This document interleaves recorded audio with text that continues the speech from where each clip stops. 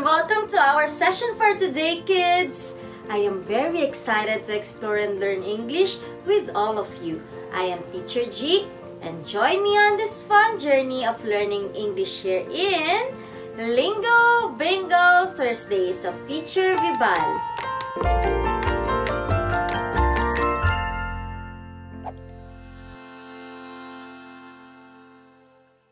Let's dig into our lesson for today. Are you having a hard time identifying the meaning of words because there are additional letters to it? Worry no more. Today, I will help you understand them by answering these 3 questions. First, what are prefixes and affixes? Second, how do you form words with affixes? And third, what is the importance of inferring words through affixes? Ready to learn today? Let's go! Transportation. Careful, unhappy, colorful, comfortable. Teacher G, why is that some words have additional letters attached to them? What does that mean? What are they? Well, kids, these additional letters that you can see in these words are what we call affixes. Affixes are letters or syllables added at the beginning, middle, or end of the root word to change its meaning. We write affixes with a dash, depending on what type it is. We have 3 types of affixes: prefix, infix, and suffix. Prefixes are letters at the beginning of the word, suffixes at the end, and infix appears on? You're right! In the middle. Affixes are letters or syllables added at the beginning, in the middle, or the end of a root word. Prefix, infix, and suffix.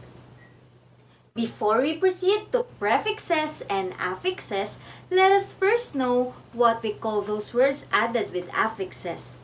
Do you know what they are called? They are called our root words. Sometimes, they are also addressed as base words.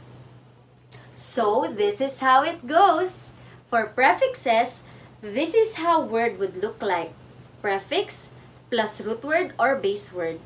While for infixes, it's word plus infix plus word. And lastly, for suffixes, words look like this. Root or base word plus suffix. Easy, right? So let's dig into the details. Now, we will be focusing on prefixes and suffixes only. I know you're ready to understand unfamiliar words by using these affixes, so let's head to our discussion. Since prefixes are at the beginning of words, let's start our discussion with prefixes.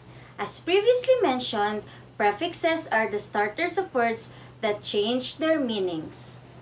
There are 4 most used prefixes. Can you guess these 4 prefixes? This, re, an, in, or im. Did you get them right? For example, your Wi-Fi is disconnected, which means you are not connected, right? Next, he dislocated his knee. Oh, that one hurts, but this means that something is not in place.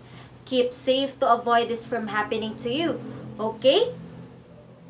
Next, it isn't fair. It means it is not fair. She came unprepared, which means she is not prepared. Great! You're a fast learner. And then, insufficient for not being able to suffice. Lastly, having improper uniform means you are not wearing the proper attire. Can you think of more words with these prefixes? Awesome! Remember, this, an, and in or im all means not.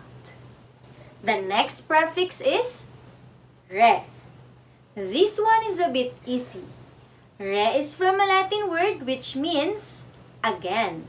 So if we use this prefix, we intend to do something again.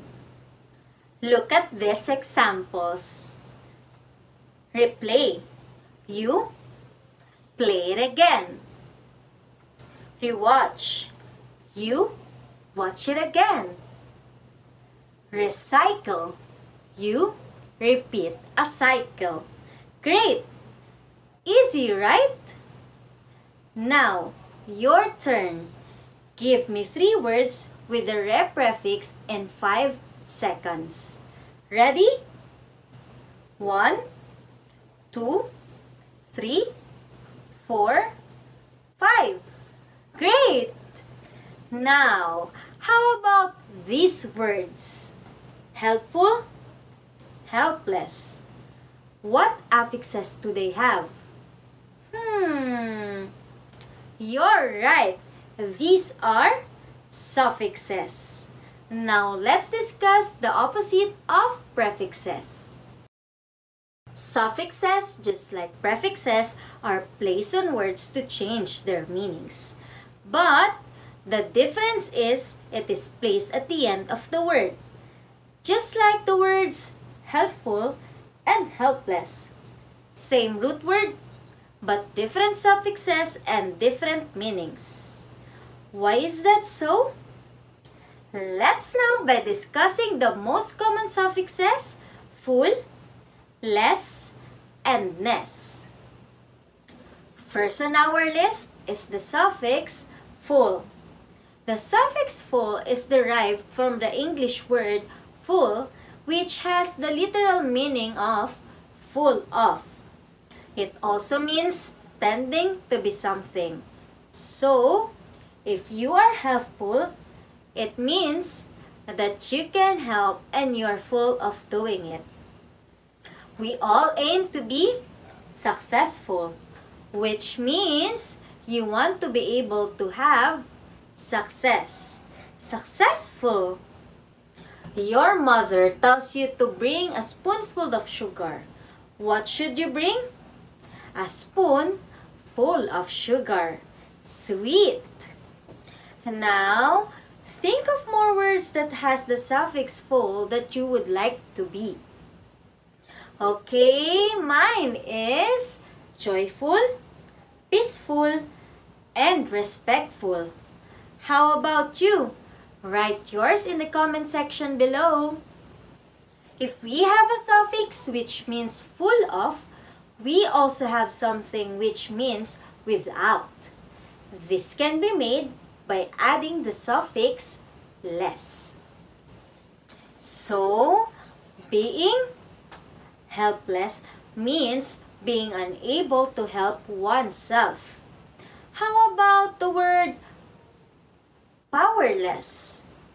Right, that means not having the power.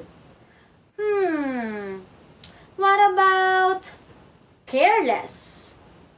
Correct, it means you are acting without care. Never be like this though, kids. Adding the suffix less means not having the ability to have the root word you've placed it with. Last one is the suffix ness. It is a suffix attached to adjectives and participles to form abstract nouns denoting quality and state, such as kindness, darkness, goodness, awesomeness, and calmness. We use this suffix for words that are telling condition. Goodness, you were all great! What you've shown is incomparable. See? Affixes has a lot of use. Now, let's check what you've learned with this activity. Identify the meaning of the underlined words with affixes in our sentences by choosing words in our box. Ready? Here we go. Number 1. JC is very thoughtful to her friends. What is thoughtful? Great! Caring is the answer. 2. My favorite superhero is immortal. Immortal is being eternal. Right! Number 3. Benji disinfected before going inside their house. It is important to disinfect or cleanse. Don't forget that. Number 4. He was brought to the hospital because of his illness. Illness is our underlined word and it means being sick. Got that one right? Great! Last item. The dog is brought to the shelter to be rehabilitated. Rehabilitate is to save or mend. Don't forget to help the shelter if you can, kids. How did you do today? I hope you were able to get all of that. The affixes we discussed today are just part of the long list of affixes that we have. But I hope you won't forget the proper way of using them to deliver and understand the correct meaning of words.